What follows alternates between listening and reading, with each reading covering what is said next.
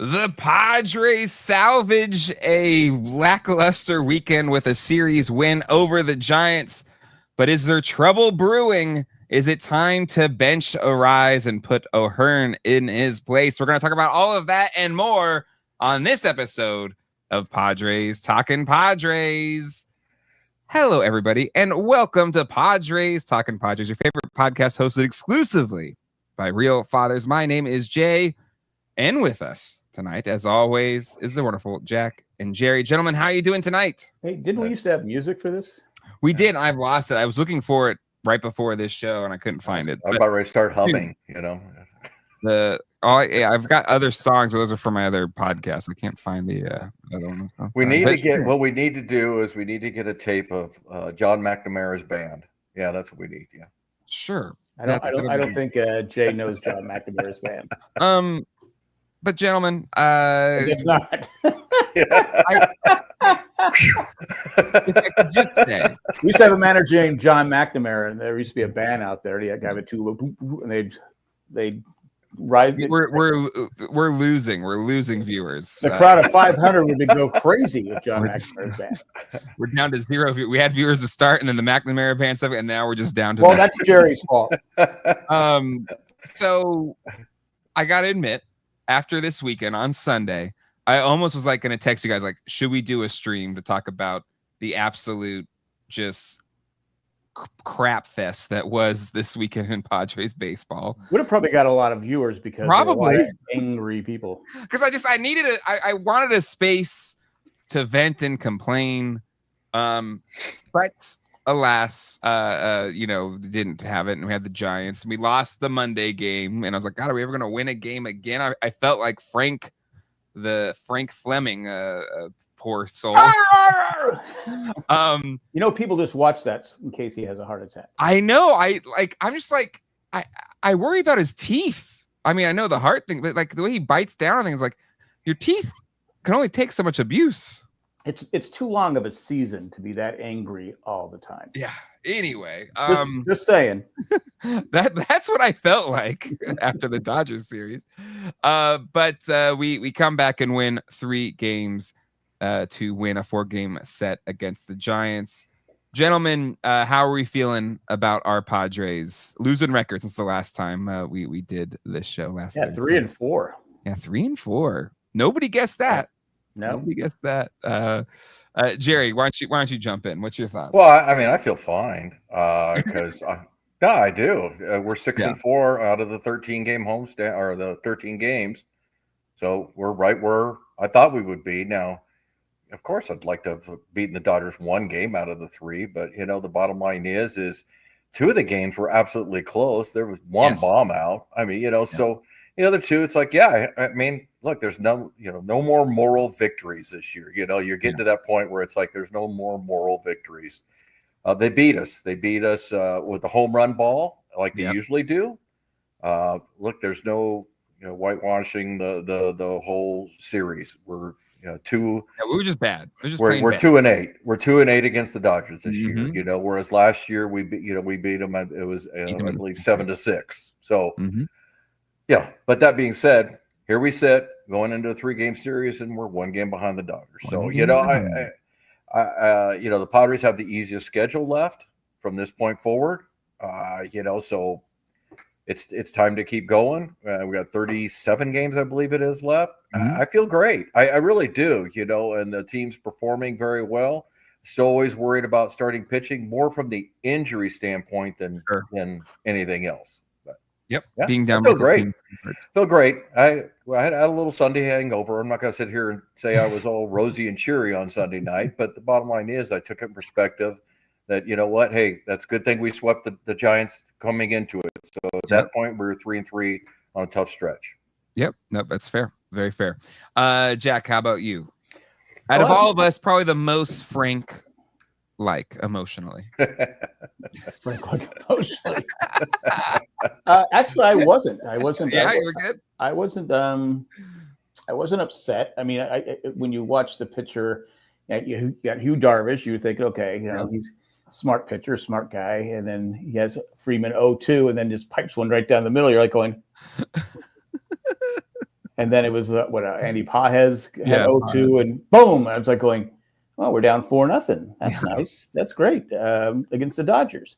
So that's sweet against Glasnow, who didn't. I don't think he had his best stuff. We were, we left 14 men on base, something like that. On base, yeah. Runners. I mean, that's just can't happen. But it does happen and stuff like that. But I other than the first game, was it the first game we got blown out? No, second game. Second game. Snell is the only pitcher that really shut us down. Yeah. I mean, when you really get down to it, because again, both the other games were 1-run games. So, the old could have gone one way or the other, they did. But yeah, the Snell game was a little frustrating only because we had one hit against him. So, yeah. We know from having on our team that he's capable of that. So, that Dodgers starting 5 pitchers, you can't deny they're pretty special. It's a pretty special group of guys. When I don't know about Tommy. Well, we'll see. He's proven in the past. They all have history. Let's put it that way. He's got almost a 5 ERA. Even though they had a crappy game and they lost against the worst team in baseball, they still won the game. That's an important I know a lot of people are complaining about because we had three guys thrown out against Snell, but Snell is, from my recollection, him being a Padre, you could steal on him. Yes. Yeah. They just Smith threw 3 perfect Well, we didn't have throws. Smith catching him, in all fairness. What do we have? Victor Carantini and what's his name? Sanchez. Well, probably true, but still, I would have done it again just because I think that's how you rattle Snell. You get Snell. I think they just need, because they're facing him tomorrow night. And I was going to ask you, what do you think the reaction is going to be? Because I love Blake Snell. He was a good Padre. He was fun. I like the interviews, but now he's a Dodger. If I was at the game, would I boo him? And that's what I was asking myself. Ooh, would you boo Blake Snell? All right, I'd have to boo him. You're a boo. Boo birds for you. I'm going to boo him because he's a Dodger. Okay, I'm booing the uniform, not the man. Okay, all right. Jerry, do you boo Blake Snell?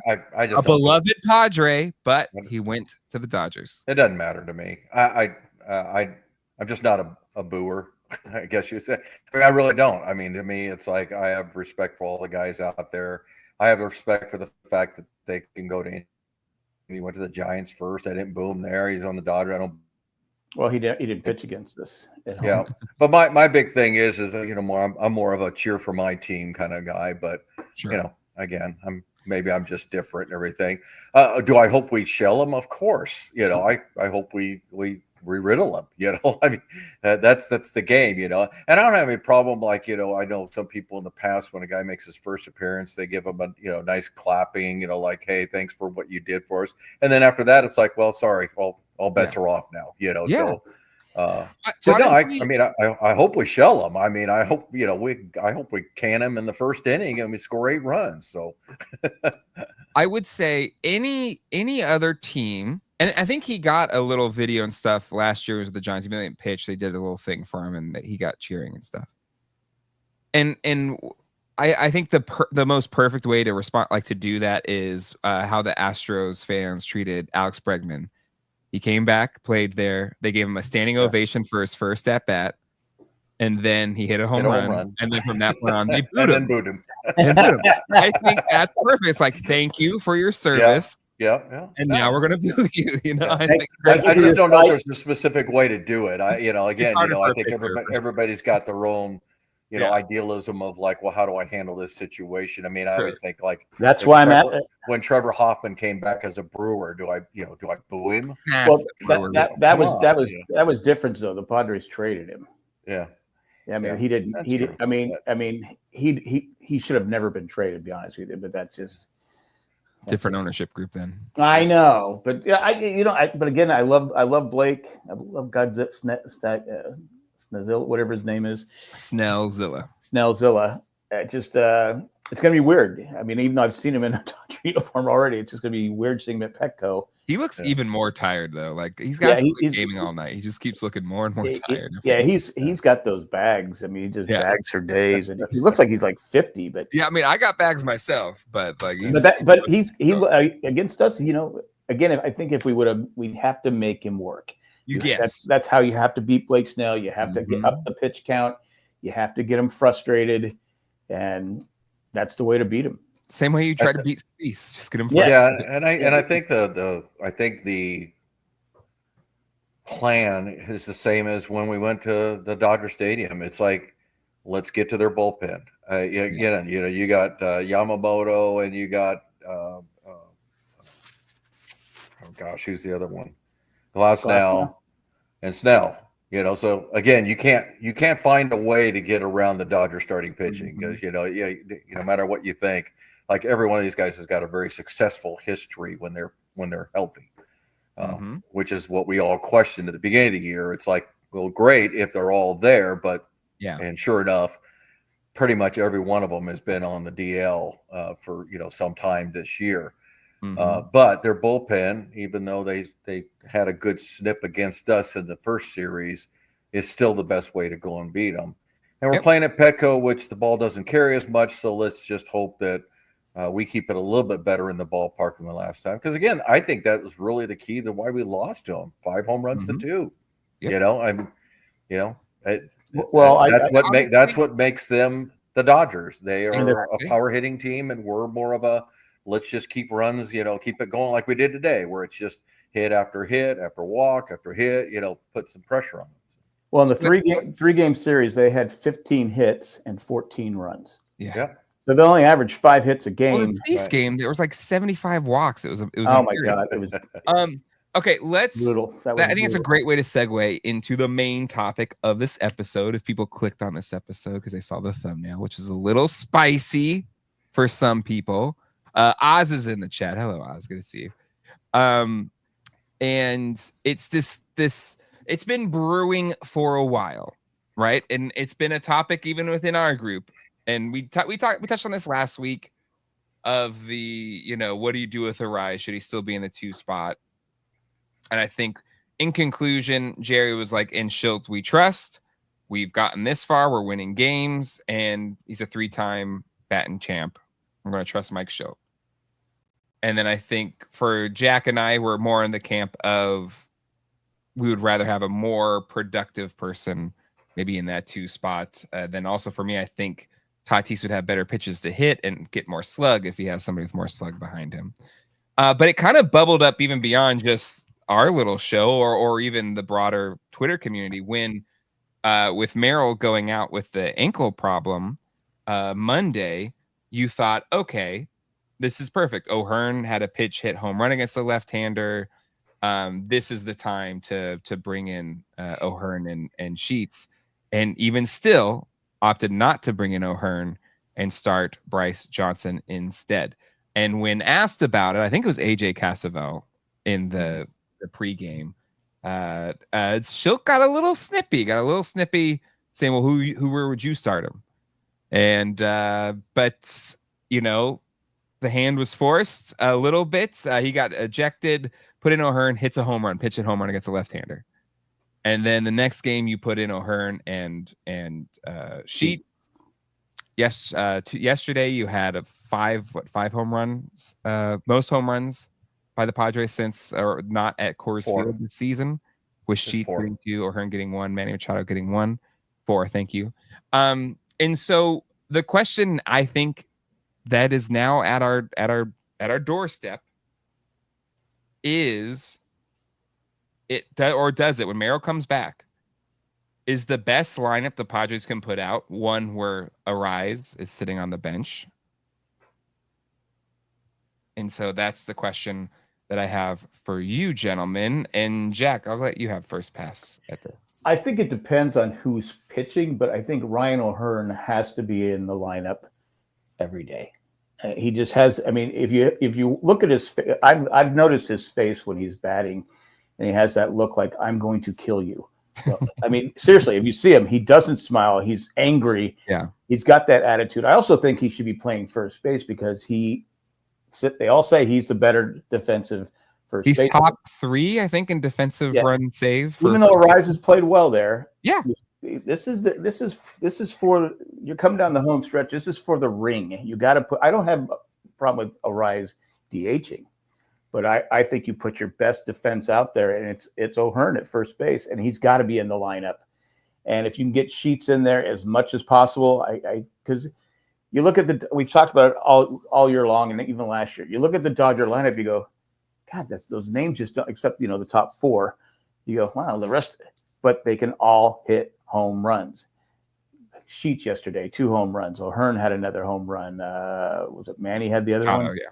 Machado had the other one. It's nice to have some power because you can't rely on. I mean, it was nice today. Base hit, air. We're just running around. Yeah, bunt for 2 runs, but that hasn't happened all year. It hasn't been very consistent all year. You can get a home run here now or there. Go ahead. Again, with Arraez, it's kind of like.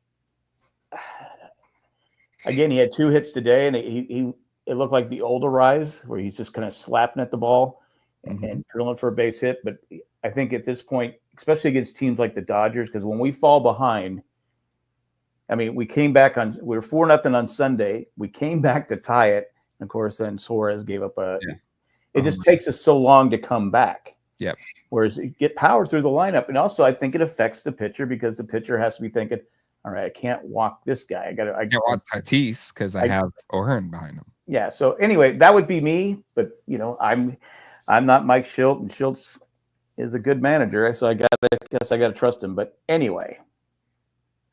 Michael says we're really talking about Arraez. Hey, let your thoughts be known in the chat. I think Michael was part of this conversation last week. Oh, thanks, Michael. Not different Michael. Different Michael. Wrong Michael. Oh, wrong Michael. Hey, Michael, you didn't get me anything. All right. So go ahead, Jay. You want me to go? Okay. You want last word? I'll give you last word. No, just go ahead and jump on. No, I just think in the 2 spot, if Arraez was batting 330 or whatever, like what he is good at, right? Being a really good hitter, I think there's no question that he should be in the 2 spot, because I think it aligns perfectly with why you like him there, Jerry, which is, you get Tatis on base, you've got a contact hitter you can play hit and run, you can do steals. There's so many options that you let him steal yesterday. Yeah, which is great. But the problem is just Arraez has not been that hitter this year. He just hasn't. And whether it's because his approach has changed or pitchers have changed their approach to him, he's just not hitting for average the way he was before. And without being a 300 plus hitter, I think his value drops. And I don't think he's the one you want in the 2 spot. I'm not saying he shouldn't be in the lineup. Maybe he shouldn't be benched. But I think O'Hearn has got to play. And I think he'd be a more threatening person in the 2 spot behind Tatis. And if I'm a pitcher, I don't care. Tatis is going to get on base because I know Arraez is going to pop out, ground out. Maybe he gets a slap single, but it's not going to be for power. The outfield plays in on him because he doesn't really have any power. So there's not really a lot of threat in between your 2, arguably best hitters with Tatis and Machado. So I think that is the move. And I think if you did that, you would see a dramatic improvement in Tatis. That's my soapbox, and I'm getting off it. Jerry, what's the next subject? We moving on? No, I think. I mean, I might as well. I'm going to sing the same old song, and the bottom line is I look at the statistics, and if you take a look at him, he's the 2nd highest batting average on the team. His on base is on parallel with Sheets and Merrill both, and just a hair behind Bogarts. His slugging is right there with Merrill and Cronenworth and Bogarts. The facts are the facts. He is just like them guys, and so we seem that we keep talking about Arraez like that's a problem, and I don't think it's a problem. What I will say, and me and Mike talked about this today. We got 9 spots for 11 players because I think the rotation that Shildt is trying is to try to keep everybody fresh and put them in optimum situations. What we also don't know is what the clubhouse, Shildt probably talked to these guys and he's setting them up. He's got the statisticians, the scouts talking about who's best for this scenario, who hits well, what kind of pitches do they throw, things along that line. Because the bottom line is I can sit here and fidget about the order because my bottom line is I've disagreed with the order all along. But hey, I'm not manager, and I do trust in Shildt because look where we're at. We're one game out of the division, right? Mm-hmm. The second thing is I do go right left. I think there is something to be said about that, and I know I know that O'Hearn, I would probably prefer to have him in the lineup, but as far as Sheets and Arraez as a starter all the time, I take Arraez because I want more constant contact. Mm-hmm. Though the interesting thing to me, and I keep hearing your argument about that nobody fears Tatis as far as the pitchers. Well, no, I'm not saying they don't fear him. I say there's less fear when you know you got Arraez behind him. Okay, so my argument to that is they had Eno Saros, who's a very big statistician kind of guy, and he was talking about Tatis and why the not slug today, and he laid it on Tatis. The ball travel?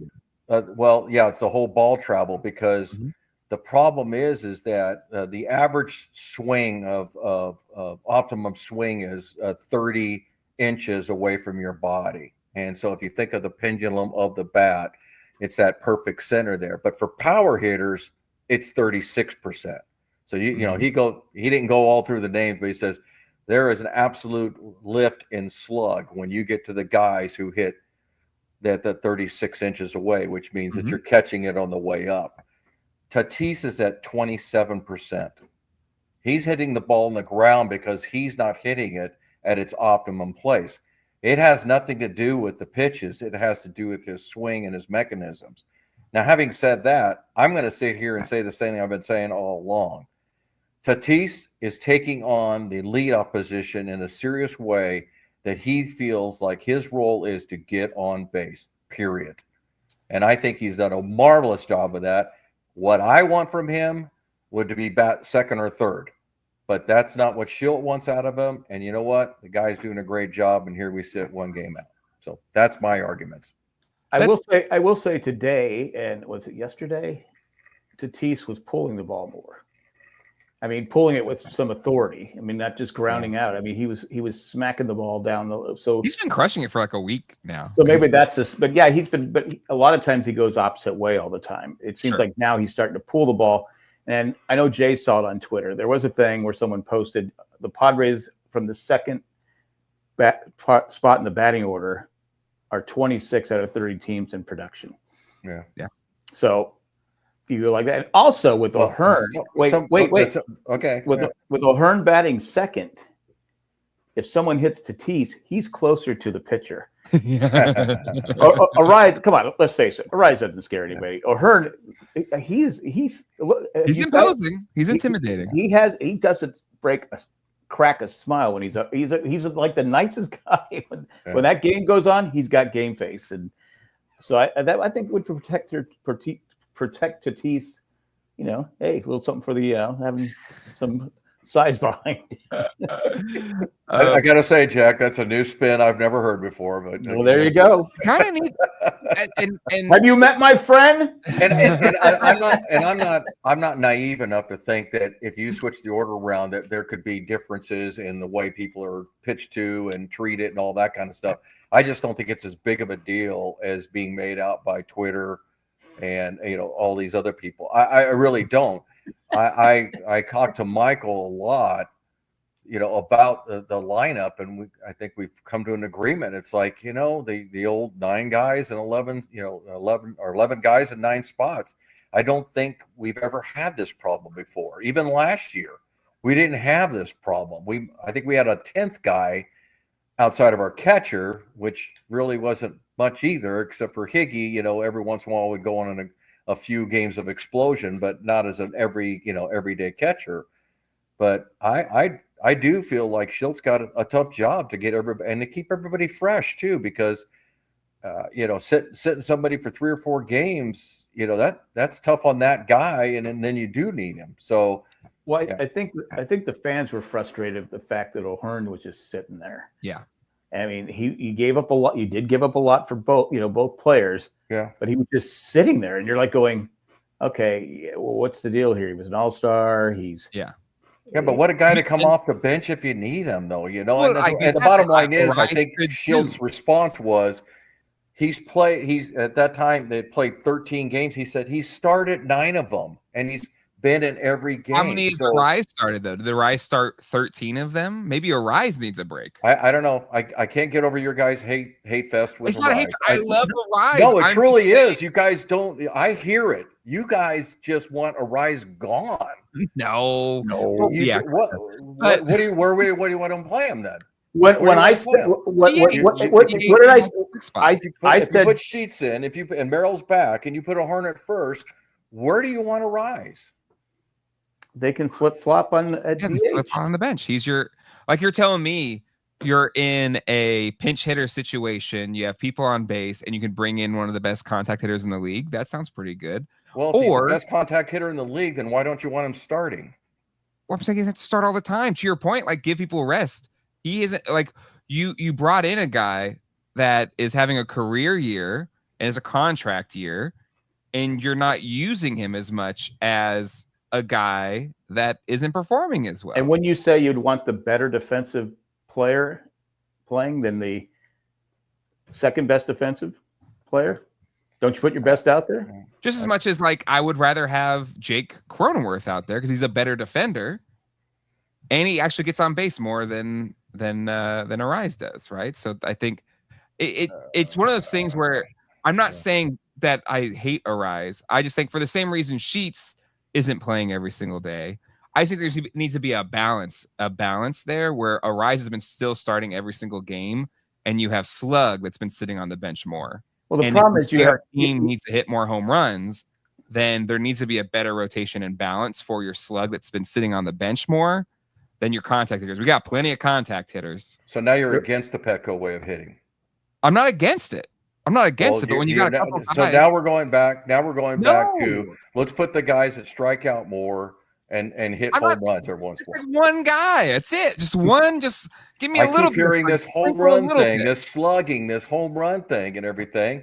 And that's not the way we were talking about at the beginning of the year. We're talking about how much we like the fact that these were playing move around baseball. It's the beginning of the year we were scoring a lot of runs. Yeah.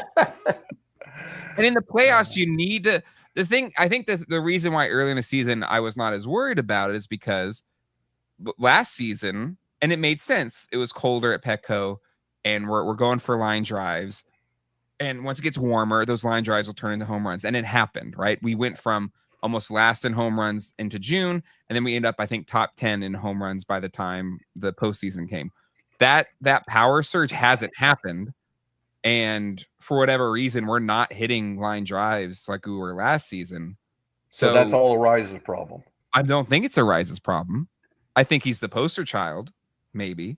I got to tell you, one of my favorite players, Jackson Merrill, is the poster child. Well, he's been hurt. Jake Cronenworth is the poster child.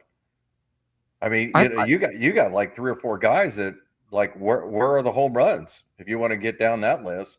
But we never want Jake to hit home runs. We always say it. If Jake starts hitting home runs, he starts swinging for the fences every time he plays. No. Nobody expects Arraez to be a home run hitter or Jake to be a home run hitter. Merrill, yes. I think there was an expectation he would have more power, but he's been hurt.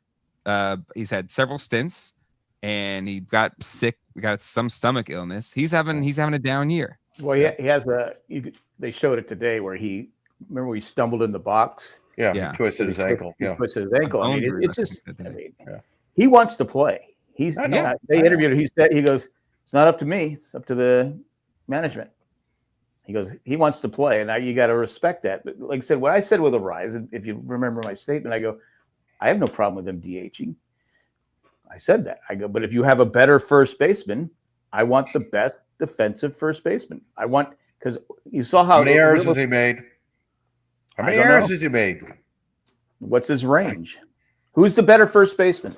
All I know is I watch him play first base, and I don't get into the whole metrics thing. But the bottom line is I see him make all the plays, all the scoops, covers the bag well. I don't see what's missing here.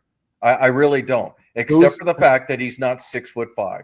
I mean, that is truly the only. But I don't see that as a problem. He is fielding his position. He's scooping well. He's handling everything coming his way. He has more range than maybe a traditional first baseman because he was a second baseman.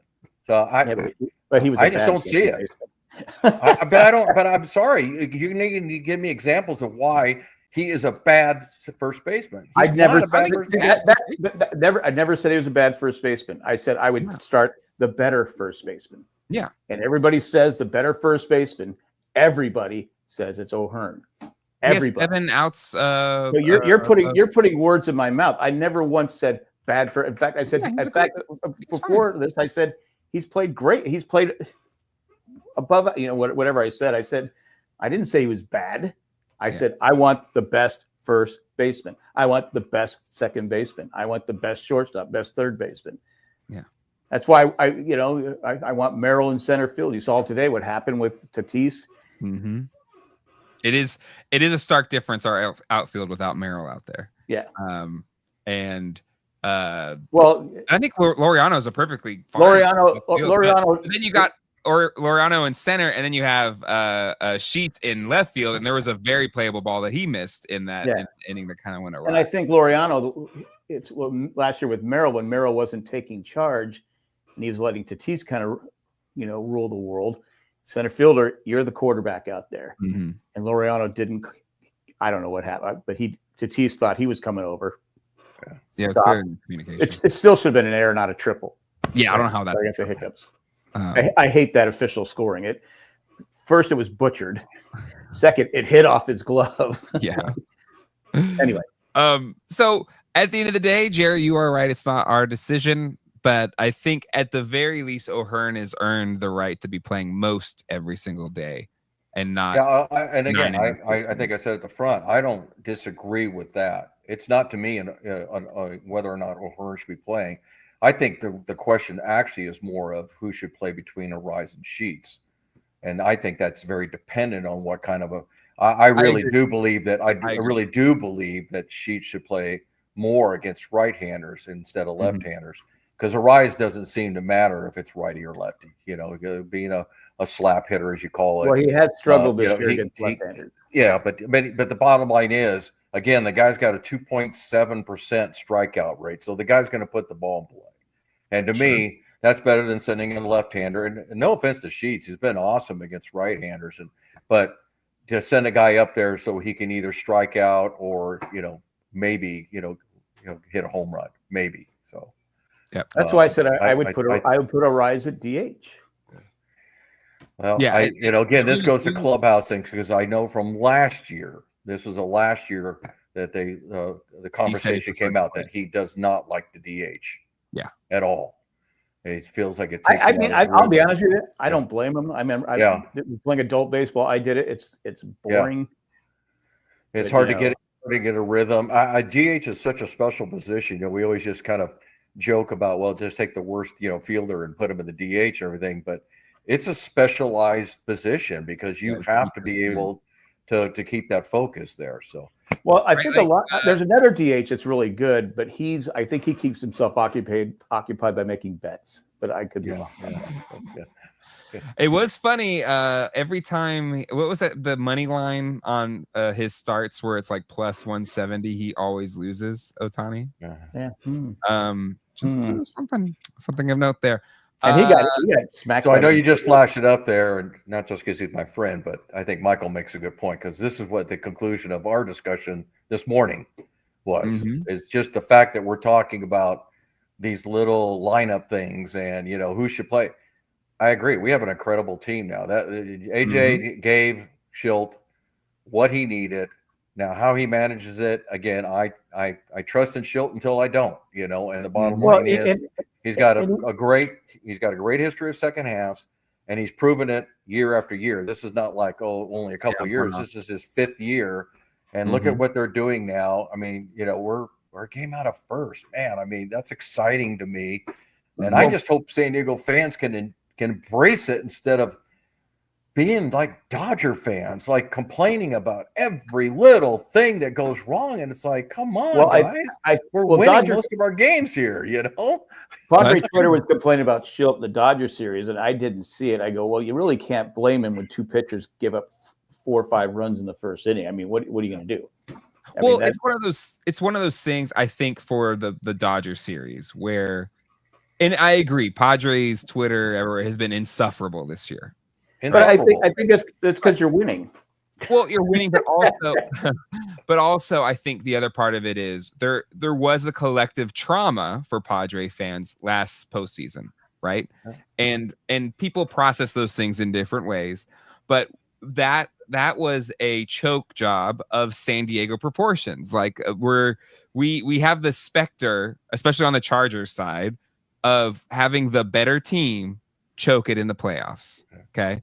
And we had a feeling, since we had slayed the dragon before, that we had a chance last postseason, but it didn't happen. That's baseball. It's just the way it happens. But I do think there's a bit of a collective hangover for Padre fans, and I think the Padres as well, from the last postseason where we went into that series owning the Dodgers in the regular season. We beat them in the playoffs before, and we're up 2-1, and then we go for an 0-24 to lose, and basically lose a good chance to win the World Series, because we should have, because the Yankees are a joke. Sorry, Michael. But Jay, I get that, and I get that. Yeah. But my thing is, can you wait until the year's over? Because if we don't win the World Series, then you know what, hammer away. Sure. Yeah. But we're already judging this team as if it was last year's team. Mm-hmm. That's not us. That's the Twitter crowd. Sure. That is just like so afraid, and it's like, do you get it? I was listening to radio today coming down the hill, and I have to say it was kind of, the synopsis was the synopsis was basically, if you're in this current generation, if you've always here. Sorry, Michael, love you. if you are a Padre fan that came on board because of this team starting back in 2020, the people who are relatively new to the Padre Kingdom, right? Yep. You are frustrated. You're frustrated, right? Because it's like, oh my gosh, we're so close. If you're more from maybe the middle generation, you're like, yeah, but I remember 98, we were good. And I remember 2008, I believe it was, we were really good. We've had some times, right? But if you're from my generation and Jack's generation to a lesser extent, you sit there and think of all the years that I just suffered from, the 70s, the 80s, the 90s, except for maybe a little glip here and a little glip there. I'm enjoying the heck out of this team. I did. This is wonderful, because I remember a time when September was not baseball. It was, God, can football get here quick enough? Can I get to football, because I got to have something to watch. I haven't watched a Padre game since May, So I think so for me, that's what's frustrating, listening to the insufferable Padre fans. Not all of them, but some of them. Yeah. But here's the other thing for San Diegans and San Diego sports fans, at least the ones that are true San Diego sports fans that didn't follow the Judases up to LA. There is no football season. Like, all we got is baseball, Yeah. And so soccer, but that kind of runs concurrently. Like, it's not like baseball's done now, I got football for the next. It's not nearly the draw of the other major sports. Sure, absolutely. You can love it, but it's not nearly the draw as the national. And they're not the top performing athletes of that, whatever. It's like we're getting 10th level or whatever. Yeah. But it's great. It's awesome. It's like having 11 Arraezes on the field, the pitch. Jared didn't think that was funny. I thought it was funny. I'm just over it, guys. I tell you what, if you want to do a Rise next podcast, just let me know. It's last time. I'll go to the casino that night. So. Hey, clearly it's a popular subject there too. So. We're getting a lot of viewers tonight, more than usual. So clearly it's a popular topic. But okay, so so I think that's a shift too, where for San Diegans, like we're and I know that we have an MLS team, but it's like a one sport town, and it is so ingrained in the community. So I think it just adds an extra level of heightened. It happens anytime when your team has no chance or no intentions to win. The stakes are lower, and you just don't care as much, right? So it's because you don't care at all. Yeah, and so I think too, what we're seeing with people being more miserable or more because there's higher expectations. People have expectations to win.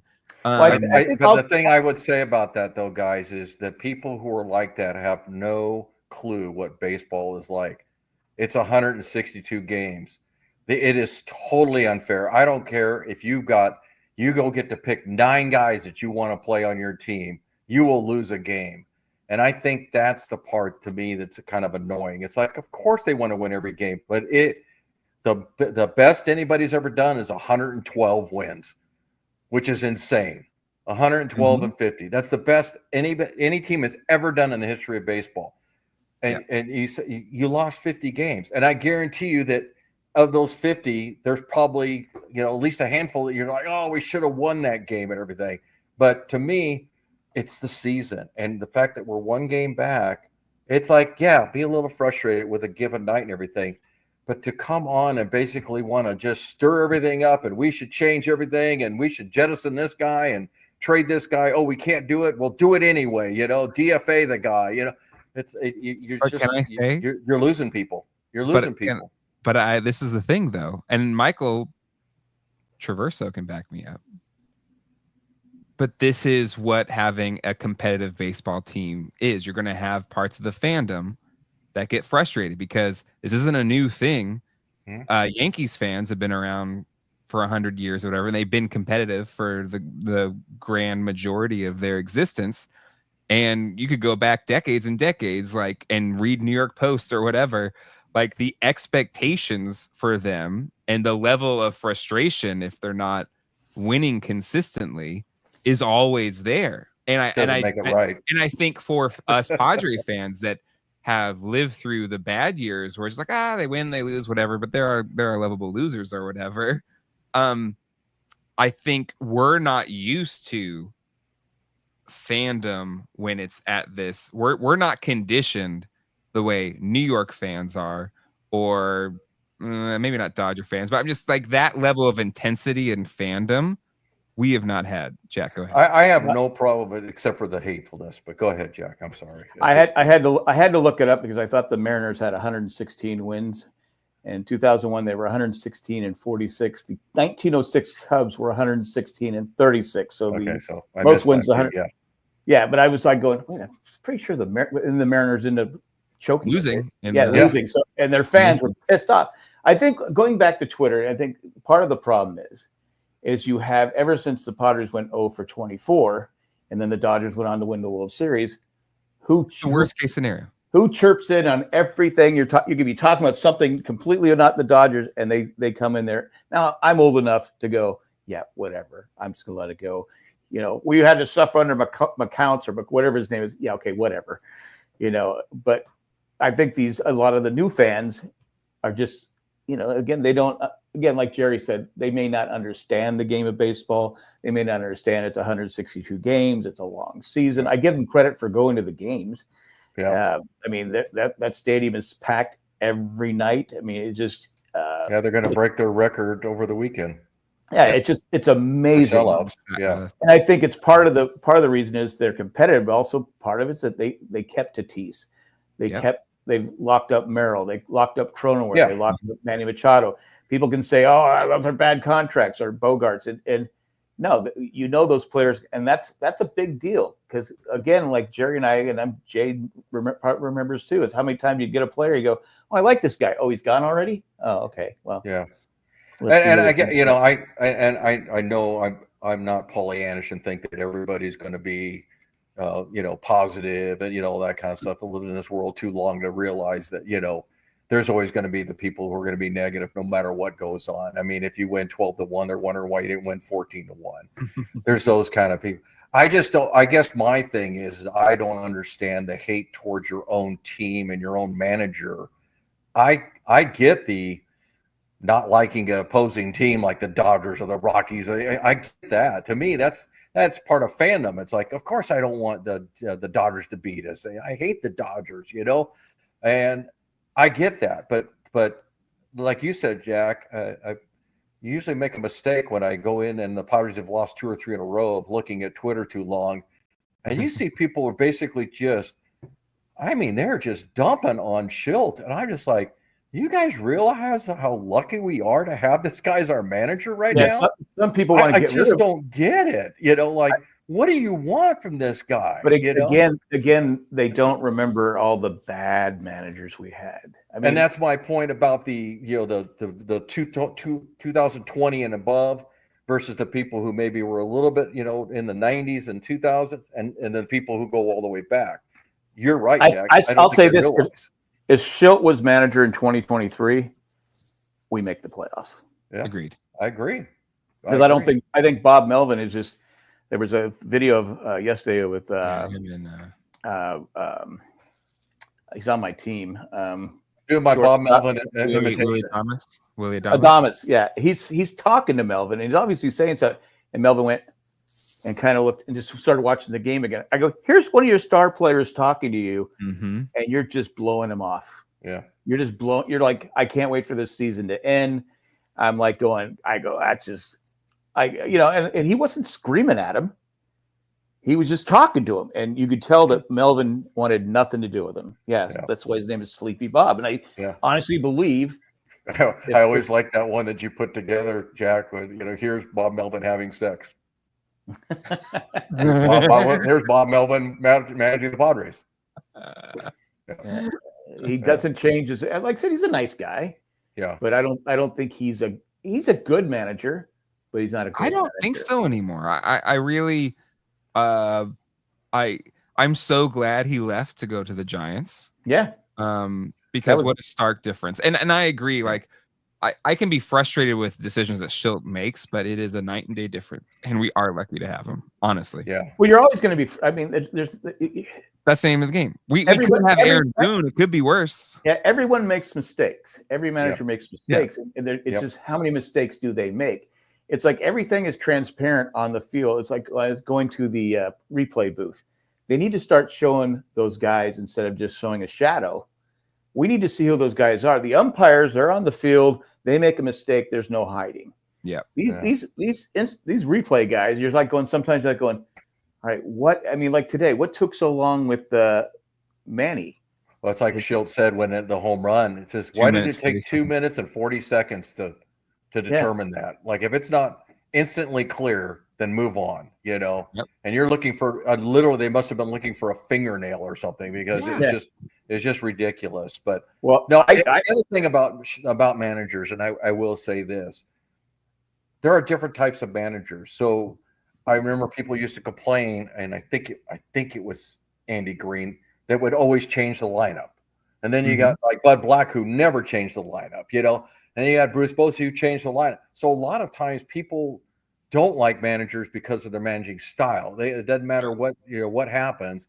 They don't like a guy that's always changed the lineup. And then the next guy comes along and it's like, well, the guy changes the lineup all the time. He needs to set a lineup, and it's always about results. And again, to me, my final argument is we're one game behind the Dodgers, and we're right in the thick of the race of getting a division title. And if not, a very good playoff, run. And two, I'm happy with them. Before the season started, nobody gave anybody in the National League West a snowball chance in hell.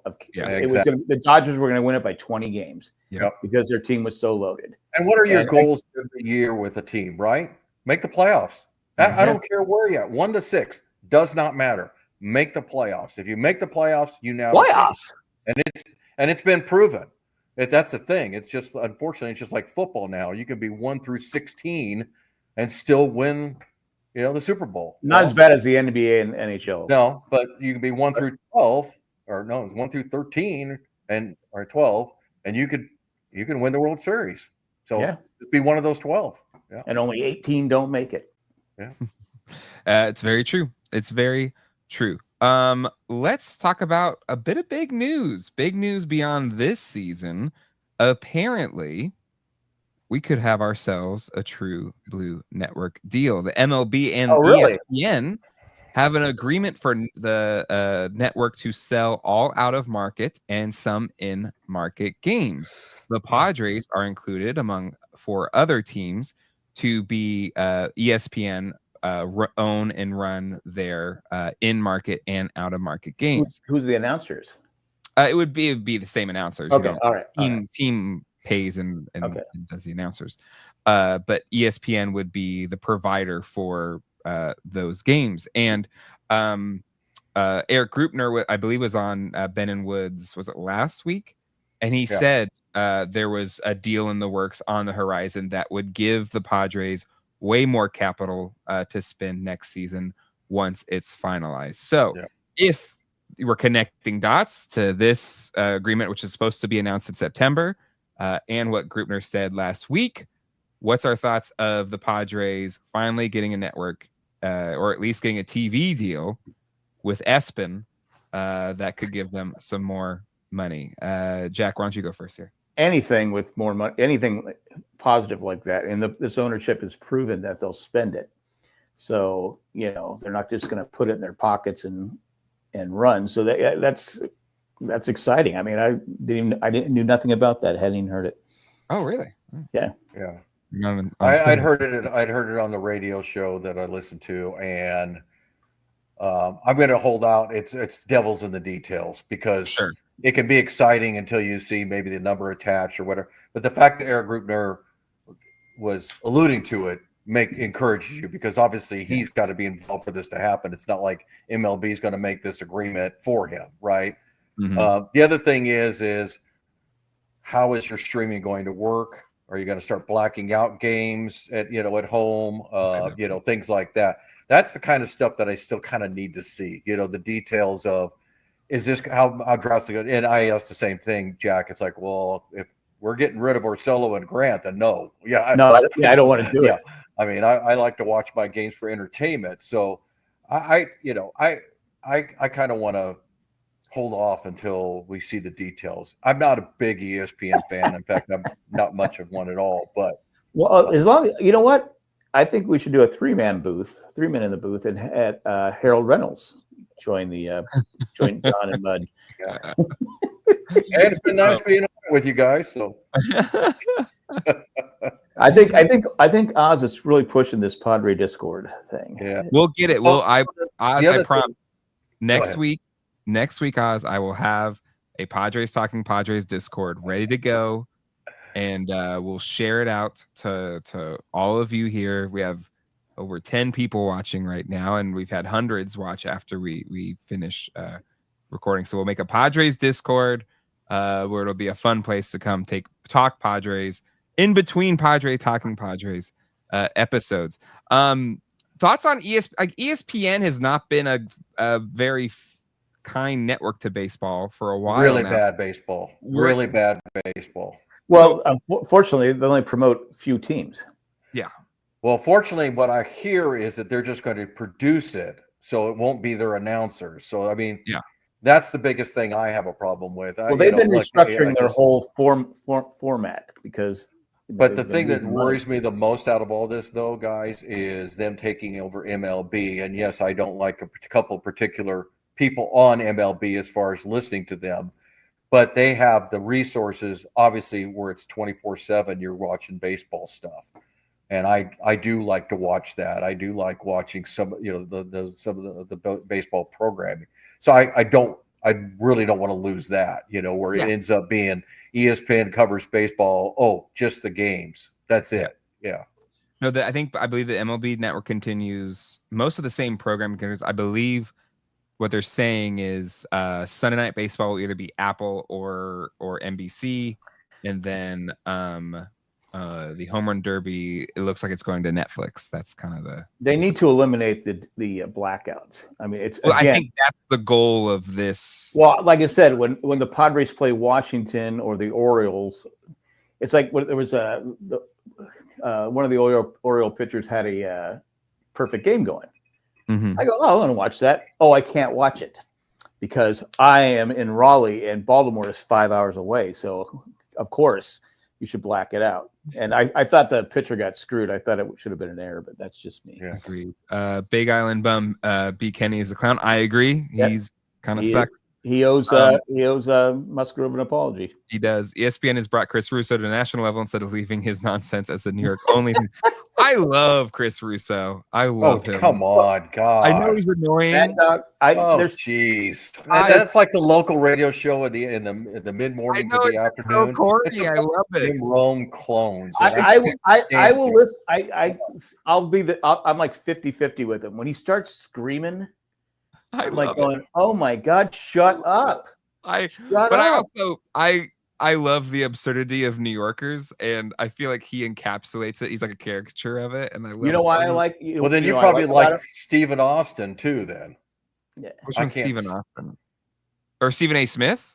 Stephen A. Smith. Oh, sorry. Yeah, that's how much I watch him. Again, I love his bombasticness. You love the constant controversy and the drama. Well, to me, what I love about Chris Russo is just he's so like.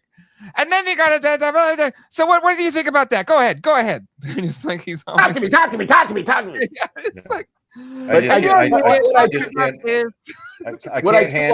can't handle listening to anything where people are just screaming at you. What I like most about Chris Russo, Mad Dog, he still calls them the San Diego Chargers. Yes, as he should. Every time he talks about, he'll say, "Yeah, San Diego Chargers," and I'm like going, well, it's only been 8 years, but it's okay. Michael, I love this. I'd rather watch two monkeys throw poo at each other than watch Good one, Michael. But but to be fair, watching monkeys throw poo can be exciting. We've all been entertained. Yeah. That's why he'd rather watch it, But to me, so for those people, I appreciate them as what they are, which is theater. And then you just kind of like, am I going to go to them for like a nuanced and thoughtful opinions? No, it's trash. Usually it's trash. Well, I mean, you're right. I mean, if that's your gig, Jay, if you like the drama, the yelling and all that, that's fine. I'm not gonna do it all the time, but sometimes I like guys like Mark DeRosa, who he kind of breaks it down a little bit. I think he is really awesome. I agree. He plays like second or third fill on the show, so to speak. But I think his little breakdowns are really, really good. Really good. He's very thoughtful, and he talks about swing patterns and all that kind of stuff, and it really brings it home. So I love his takes. I MLB Central. If I am not working or I'm working on other things, but I can kind of have it in the background. Love MLB Central. Love D-Row. And it generally, out of all the people that have takes, like if he's doing one on the Padres, I really enjoy it because it's always really well thought out. But it's kind of like, I know there's better meals out there, but sometimes you just want a McDonald's Big Mac, and that's what and that's regretful. Yeah. You regret it. Sometimes it ends up being a sloppy Joe. Yeah. And sometimes it ends up being the poo that the monkeys throw. Yeah, exactly. No, my God. There's just sometimes I'm like Jerry, it's like, I don't know if it's kind of older, but he gets that high pitched screaming going on. I'm like going, dude, you got to shut up, man. Yeah. Michael says that's the kind of stuff ESPN loves to cancel. Exactly. I think as long as ESPN doesn't try to ESPNify the MLB network, I think that's fine. I do think there could be some improvements. So like the morning show with what's that old exec, and then Phillips. Phillips. Steve Phillips is terrible. Steve Phillips, I feel like, is always trying to make the worst out of everything to try to get a job again. I just feel like he's begging for a GM job because he thinks he can do it so much better. He's the what's his name guy? He's the Mets guy. He's the Bobby Bonilla guy, isn't he? Yeah, I think so. He should. I like Eduardo Perez. I think he's all right. Yeah.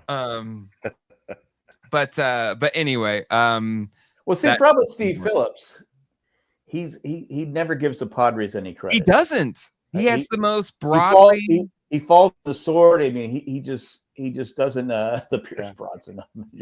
I mean, he might as well wear a bow tie and call himself Ken Rosenthal. Exactly. I just love how. So we got to do picks. You're right. Okay, let's put a pick. Do we have to? Real quick. Just a bit of news here. This is from Dodgers Nation on Twitter. They're back. Tanner Scott will be activated on Friday versus the Padres. Kirby Yates is set to be activated by the Dodgers. Good. Bring your best. Saturday. they're bringing back some bullpen guns.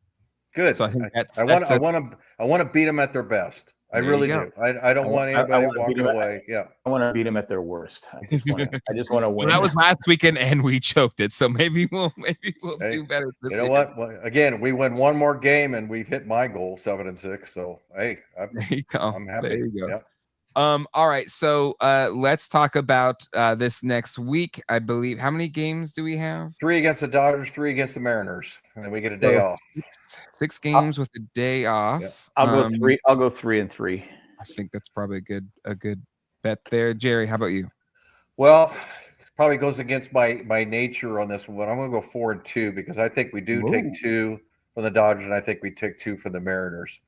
Wow. I will say I'm glad that once these 6 games are over because again, we still got some games. We got the Reds, we got the Brewers, we got the Mets, but easiest schedule from here on in. So if we can get out of here and not tank, that's the big thing.